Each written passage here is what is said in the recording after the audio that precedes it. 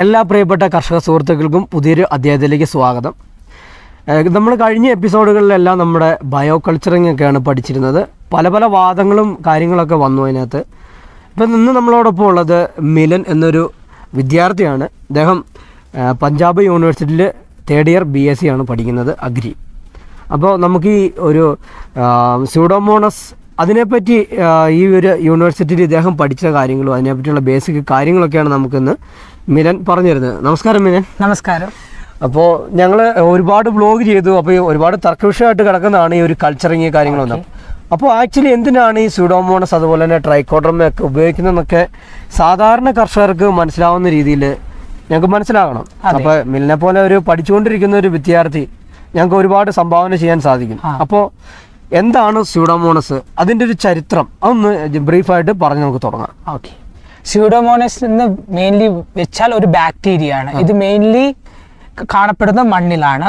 ഇത് സ്യൂഡോമോണസ് എന്ന് പറയുന്ന ബാക്ടീരിയ ആദ്യം കണ്ടുപിടിച്ച ജർമ്മൻ ബോട്ടണിസ്റ്റായ വാൾട്ടർ മിഗുള്ളയാണ്. സ്യൂഡോമോണസ് ഫ്ലൂറസെൻസ് എന്നാണ് ആ ബാക്ടീരിയയുടെ പേര്. സ്യൂഡോമോണസ് എന്ന് പറയുന്ന ജനസിന്റെയും ഫ്ലൂറസെൻസ് എന്ന് പറയുന്ന സ്പീഷീസിന്റെയും പേരാണ്. ഈ ഫ്ലൂറസെൻസ് എന്ന് ഉദ്ദേശിക്കുന്നത് എന്താണ്? ഈ ഫ്ലൂറസെൻസ് എന്ന് വെച്ചാൽ ഈ ബാക്ടീരിയ നമുക്ക് കാണാൻ പറ്റാത്ത ഈ അന്തരീക്ഷത്തിലെ വെട്ടത്തിനെ അബ്സോർബ് ചെയ്യുന്നു, മെയിൻലി UV റേസിനെ.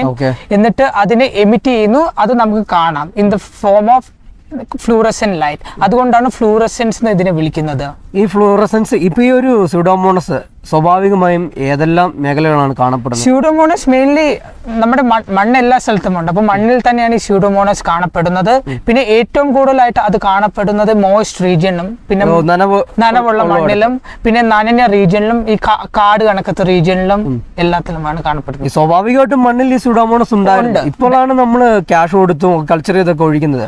അപ്പൊ ഇതിന്റെ ഒരു നഷ്ടം നമ്മുടെ മണ്ണിൽ സംഭവിച്ചിട്ട് മുന്നേ സംഭവിച്ചു. അത് എന്തൊക്കെ മനുഷ്യന്റെ പ്രവർത്തികൾ കൊണ്ടാണ് അത് ഇല്ലായ്മയായി പോയത്? മെയിൻലി ഫെർട്ടിലൈസർ കൂടുതലായിട്ട് ഉപയോഗിക്കുന്നതുകൊണ്ട്, രാസവളമാണോ ഉദ്ദേശിക്കുന്നത്? രാസവളം കൂടുതലായിട്ട് ഉപയോഗിക്കുന്നതുകൊണ്ട് മണ്ണിന്റെ പ്രോപ്പർട്ടീസ് തന്നെ അവിടെ മാറുന്നു. മണ്ണിൽ കൂടുതൽ രാസവളം ഉപയോഗിക്കുന്നതുകൊണ്ട് ലീച്ചിങ് എല്ലാം ഉണ്ടാകുന്നു. ലീച്ചിങ് എന്ന് വെച്ചാൽ ഈ ന്യൂട്രിയൻസ് എല്ലാം മണ്ണിന്റെ താഴെ ലെവലിലേക്ക് പോകുന്നു. അതുകൊണ്ട് ന്യൂട്രിയൻസ് ഇറങ്ങി താഴേക്ക് പോകുന്നു. അതുകൊണ്ട് റൂട്ട്സിന് അതിനെ അബ്സോർബ് ചെയ്യാൻ പറ്റുന്നില്ല. അപ്പോഴാണ് നമ്മൾ കൂടുതൽ വളം ആഡ് ചെയ്തുകൊണ്ടിരിക്കുന്നത്. അപ്പൊ ഈ രാസവളം കൂടുതൽ ആഡ് ചെയ്യുമ്പോഴത്തേന് അസിഡിറ്റി കൂടുമല്ലേ? അസിഡിറ്റി കൂടും. അത് കണക്ക് അത് ഒരു ബാക്ടീരിയയുടെ ഫംഗ്ഷനെ അഫക്ട് ചെയ്യുന്നുണ്ട്. അപ്പൊ അവര് വളരാൻ സമ്മതിക്കുന്നില്ല. അപ്പൊ അതിന്റെ ഗ്രോത്ത് ഒന്നി നിർത്തിവെക്കും, ഇല്ലെങ്കിൽ അതിനെ നശിപ്പിച്ചു കളയും.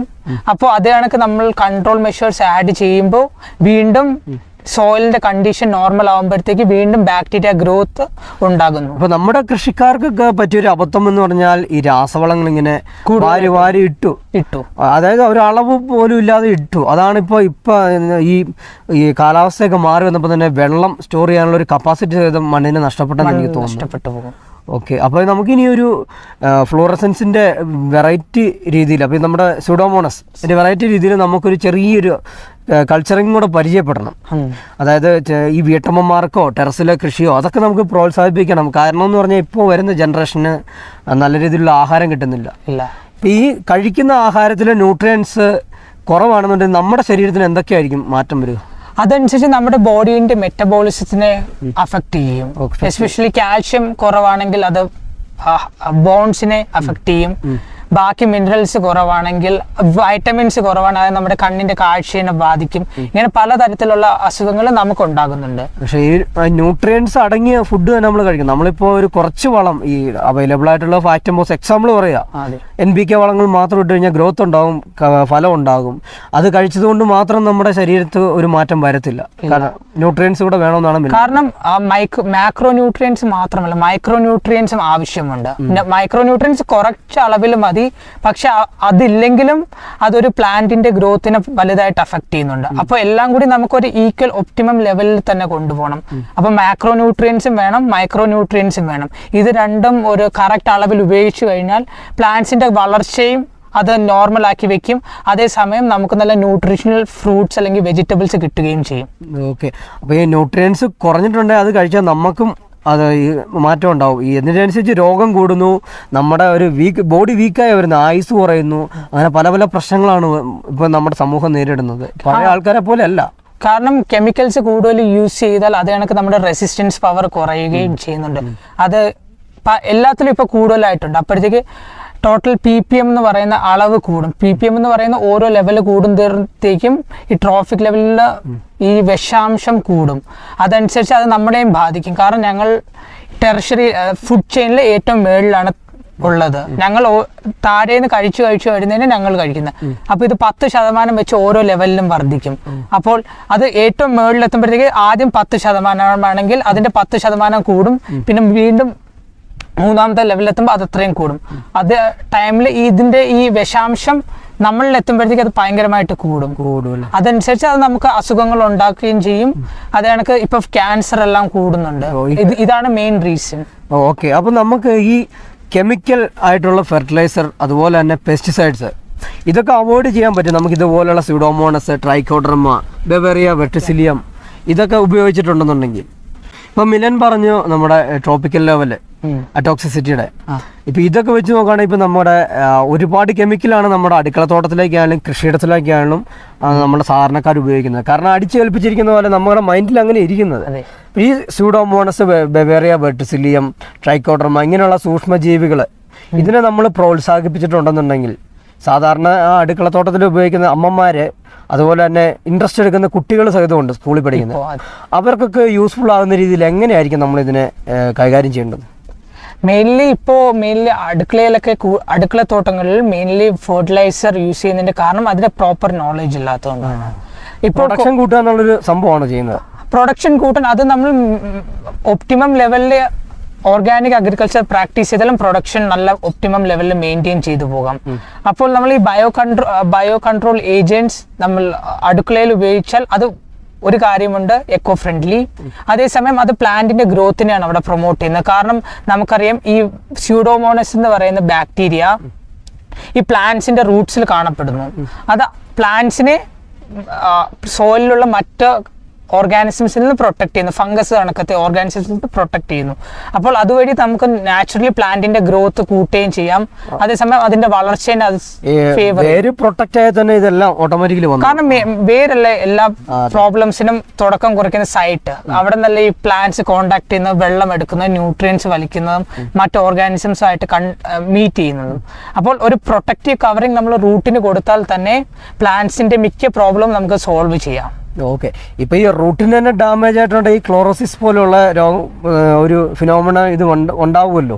ഉണ്ടാകും തീർച്ചയായിട്ടും. അപ്പൊ നമ്മൾ റൂട്ട് മുതൽ ചെയ്യുക. അപ്പൊ അടുക്കളത്തോട്ടത്തിലേക്ക് ഒരു ചെറിയ ടിപ്പ് എന്ന രീതിയിൽ മിലൻ ഒരു വീഡിയോ ഞങ്ങൾക്ക് ചെയ്തു തരണം. എങ്ങനെ ഈ വീട്ടമ്മമാർക്കും നമുക്ക് ആരോഗ്യമുള്ള ഫുഡ് കഴിക്കണം. അതിനു വേണ്ടിയിട്ട് ഈ കീടനാശിനികളുടെ അളവ് കുറയ്ക്കണം. ആ രീതിയിൽ നമുക്ക് സ്യൂഡോമോണസ് കൾച്ചർ ചെയ്തെടുത്താൽ നമുക്ക് സ്പ്രേ ചെയ്ത് കൊടുക്കുന്നതിൽ തെറ്റുണ്ടോ? തെറ്റില്ല. പല വാദങ്ങളും ഉണ്ട്, അതാ ചോദിക്കുന്നത്. ഒരു വാദം നമുക്ക് സ്പ്രേ ചെയ്ത് കൊടുത്താൽ ശരിയാവില്ല, ചിലപ്പോൾ മണ്ണിൽ തന്നെ കൊടുക്കണം, അങ്ങനെയുണ്ട്. അപ്പോൾ അതിനെ ഒന്ന് ക്ലാരിഫൈ ചെയ്ത് തരണം. ഓക്കെ, നമുക്ക് സ്യൂഡോമോണസ് സ്പ്രേ ചെയ്യുകയും മണ്ണിൽ ആപ്ലിക്കേഷൻ നടത്തുകയും ചെയ്യാം. സ്യൂഡോമോണസിന്റെ ഗ്രോത്ത് നടക്കുമ്പോൾ അത് ചില ആന്റിബയോട്ടിക്സ്, വൈറ്റമിൻസ് എല്ലാം പ്രൊഡ്യൂസ് ചെയ്യുന്നുണ്ട്. അപ്പോൾ നമ്മൾ സ്പ്രേ ചെയ്യുന്ന ടൈമിൽ മെയിൻലി സെക്കൻഡറി മെറ്റബോളൈറ്റ്സ് ആണ് ആവശ്യമുള്ളത്. അത് നമ്മുടെ പ്ലാന്റിനെ സ്പ്രേ ചെയ്യുമ്പോഴത്തേക്ക് പ്ലാന്റ്സിന് പെട്ടെന്ന് അബ്സോർബ് ചെയ്യാൻ പറ്റുകയും അതുവഴി പ്ലാന്റ്സിന്റെ ഗ്രോത്തിനെയും റെസിസ്റ്റൻസിനെയും പ്രൊമോട്ട് ചെയ്യുന്നുണ്ട്. അത് സോയിലിൽ ആപ്ലിക്കേഷൻ ചെയ്താൽ അത് അസോസിയേഷൻ നടത്തി റൂട്ട്സിൽ അങ്ങനെ പറ്റിപ്പിടിച്ച് അത് നമ്മുടെ റൂട്ട്സിൽ നിന്ന് അബ്സോർബ് ചെയ്ത് റെസിസ്റ്റൻസ് കൊടുക്കുന്നതിന്. ഈ സ്യൂഡോമോണസ് ചെടിക്ക് അകത്തും പുറത്തും റോൾ ഉണ്ടോ? അതിന് ഉണ്ട്. അതെന്ന് വെച്ചാൽ ഗ്രോത്തിനെ പ്രൊമോട്ട് ചെയ്യുന്നു മെയിൻലി, എന്നിട്ട് റെസിസ്റ്റൻസ് കൊടുക്കുന്നു. രോഗം വരില്ല. അതേ ടൈമിൽ ബാക്കി ന്യൂട്രിയൻസ് പ്രോപ്പർ എഫിഷ്യൻസിയിൽ അബ്സോർബ് ചെയ്യുകയും അതുവഴി നമ്മുടെ പ്ലാന്റിന്റെ പ്രോപ്പർ ഗ്രോത്തിനെയും അത് പ്രൊമോട്ട് ചെയ്യുകയാണ് ചെയ്യുന്നത്. ആരോഗ്യമുള്ളൊരു ചെടി നമുക്ക് കിട്ടിക്കഴിഞ്ഞാൽ സ്വാഭാവികമായിട്ട് അതിന് റെസിസ്റ്റൻസ് ഉണ്ടാവും, അതുപോലെ തന്നെ രോഗപ്രതിരോധശേഷി ഉണ്ടാവും. അപ്പൊ നമ്മളിപ്പോ വീട്ടിലൊക്കെ പയറ്, തക്കാളി ഇങ്ങനെയെല്ലാം നമ്മൾ ഗ്രോ ബാഗ് കൃഷി ചെയ്യുന്നുണ്ട്. അവിടെയൊക്കെ നമുക്ക് ഇത് ഉപയോഗിച്ചിട്ടുണ്ടെങ്കിൽ നമുക്ക് മറ്റ് കീടനാശിനികളോ ഒന്നും ഉപയോഗിക്കേണ്ട ആവശ്യമേ വരുന്നില്ലല്ലോ. അങ്ങനെയല്ല, അത് ഉപയോഗിക്കേണ്ട ടൈമിൽ കുറച്ച് അളവിൽ മാത്രം ഉപയോഗിക്കും. കെമിക്കൽ ഉപയോഗിക്കേണ്ടി വരും. അത് എന്തായാലും ചില ടൈമിൽ യൂസ് ചെയ്യേണ്ടി വന്നാൽ ഏറ്റവും കുറഞ്ഞ അളവിൽ മാത്രം ഉപയോഗിച്ചാൽ മതി. അത് നമ്മുടെ യുക്തിപൂർവ്വം നമ്മൾ ചെയ്യുക. ഓക്കെ, അപ്പൊ നമുക്ക് ആ കൾച്ചറിങ് ചെയ്യുന്ന ഒരു ടിപ്പിലേക്ക് പോയാലോ? പോകാം. ഓക്കെ, അപ്പൊ മില്ലെ നമ്മുടെ ടിപ്പിലേക്ക് കിടക്കുകയാണ്. നമ്മുടെ അടുക്കളത്തോട്ടത്തിലേക്കും വീട്ടമ്മമാർക്കും ഉപകാരപ്രദമായ അതിന്റെ ഇൻഗ്രീഡിയൻസ് ഒക്കെ ഒന്ന് പറഞ്ഞു തന്നോളൂ. ഫസ്റ്റ് നമുക്ക് വേണ്ട തേങ്ങാ വെള്ളമാണ്.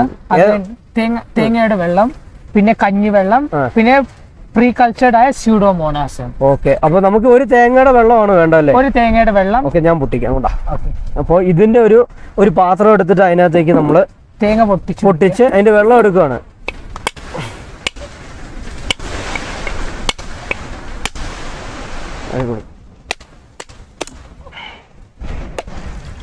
അപ്പോൾ ഒരു തേങ്ങയുടെ വെള്ളം എടുക്കുക. അതിലേക്ക് 1/2 ലിറ്റർ കഞ്ഞിവെള്ളം ഒഴിക്കുക. 1/2 ലിറ്റർ നമുക്കൊരു ആ കുപ്പിക്കകത്തേക്ക് മാറ്റാം അല്ലേ? മാറ്റി.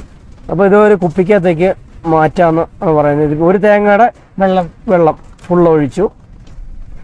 അപ്പോൾ നമുക്കൊരു കഞ്ഞിവെള്ളം എന്തോരും വേണ്ടി വരും?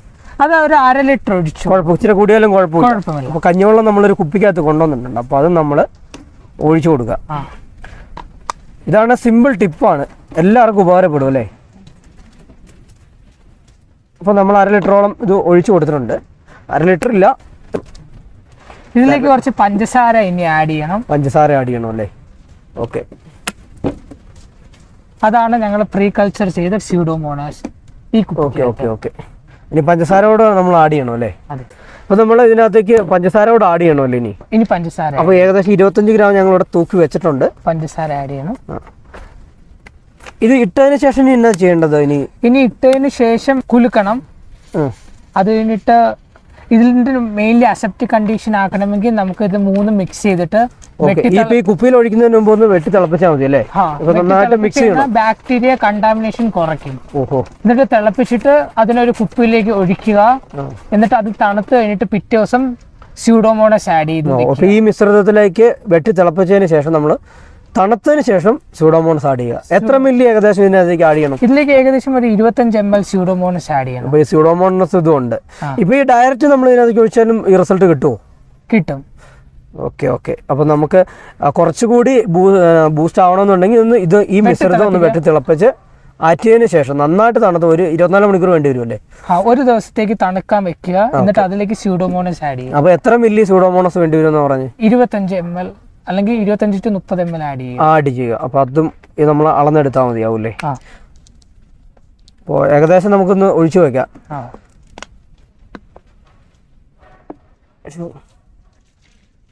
ഏകദേശം ഒരു 25 മില്ലി. ഓക്കെ, ഈ സ്യൂഡോമോണസ് മിശ്രിതം ഇനി ഇത് അടച്ചു വെക്കാം അല്ലേ? ഷേക്ക് ചെയ്ത് അടച്ചു വെക്കുക. ഓക്കെ. എന്നിട്ട് ഓരോ 2-3 ദിവസം കൂടുമ്പോഴത്തേക്ക് ഇതിന്റെ ക്യാപ്പ് തുറക്കുക. അടപ്പ് തുറന്നു വെക്കണം, ലൂസാക്കി വെക്കണം. കാരണം ഇതിന്റെ അകത്ത് ഗ്യാസസ് ഫോം ചെയ്യും. അപ്പൊ ഈ ഗ്യാസ് പുറത്ത് പോയില്ലെങ്കിൽ ഇത് പൊട്ടിത്തെറിക്കാൻ ചാൻസ് ഉണ്ട്. അതുകൊണ്ട് തുറന്നു വെക്കുക. അപ്പോഴേക്ക് ഗ്യാസ് ഇങ്ങനെ റിലീസ് ആയിക്കൊണ്ടിരിക്കും. എന്നിട്ട് ഒരാഴ്ച കഴിഞ്ഞിട്ട് ഇതിൽ നിന്ന് 2-3 ml എടുക്കുക. 1 ലിറ്റർ വെള്ളത്തിൽ കലക്കി സ്പ്രേ ചെയ്യുക. മതിയാവും. ഓക്കെ, സിമ്പിൾ ടിപ്പാണ് മിലിനെ പറഞ്ഞു തന്നത്. അപ്പം മിലൻ നമുക്ക് സിമ്പിൾ ടിപ്പിൽ തേങ്ങാവെള്ളത്തിൽ എങ്ങനെ സ്യൂഡോമോണസ് കൾച്ചർ ചെയ്യാമെന്ന് പഠിപ്പിച്ചു തന്നു. ഇതുപോലെ തന്നെ ട്രൈക്കോഡർമയും ചെയ്യാൻ പറ്റും ഇതിനകത്ത്? പറ്റും. അപ്പോൾ ഇനി ഒരുപാട് ഉയരങ്ങളിലെത്തട്ടെ. ഏതായാലും തേർഡ് ഇയർ ഒരു വിദ്യാർത്ഥി നമുക്ക് ഇത്രയധികം പറഞ്ഞു തന്നു. ഇനി ഒരിക്കൽ നമ്മൾ കണ്ടുമുട്ടുമ്പോൾ ഒരു സയൻറ്റിസ്റ്റ് ആവട്ടെ എന്നാണ് ഞാൻ ആഗ്രഹിക്കുന്നത് മിലൻ. ഓക്കെ. അപ്പോൾ നമുക്ക് ഇനിയും അവസരം കിട്ടുവാണെന്നുണ്ടെങ്കിൽ ഇപ്പോൾ ലീവിന് വെക്കേഷന് നാട്ടിൽ വന്നപ്പോഴാണ് അറിയാൻ സാധിച്ചത് മിലിനെ പറ്റി. ഇനിയും അടുത്ത പ്രാവശ്യം വരുമ്പോഴൊക്കെ ആണെങ്കിലും ഞങ്ങൾ വരാം. ചെറിയ ടിപ്പുകൾ നമ്മുടെ കർഷകർക്ക് വേണ്ടി പറഞ്ഞു കൊടുക്കണം. അപ്പോൾ ഒരുപാട് നന്ദി മിലിനെ. Thank you.